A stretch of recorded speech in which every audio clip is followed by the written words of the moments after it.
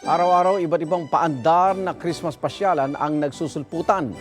Ngayong 16 na tulog na lang, Pasko na. Darito ang unang balita.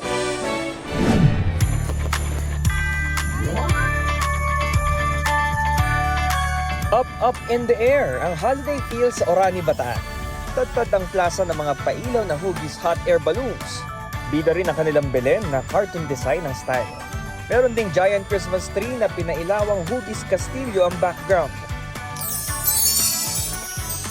Let's give it para sa Christmas heat paandar sa Lawag, Ilocos Norte. Saan ka man lumingon, hugis sun o araw ang decoration sa plaza. Lipat naman sa Kapitolyo na nagmistulang higanteng regalo. Agaw pansin sa Capitol grounds ang Christmas tree na 100 talampakan ng taas. Dagdag pa sa vibes ang pagbagsak ng artificial snow.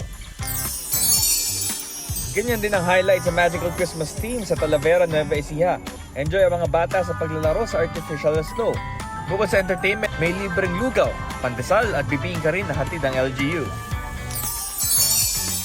Under Christmas era na rin ang mga pasyalan sa Batangas gaya sa bayan ng Cuenca at Alitagtag.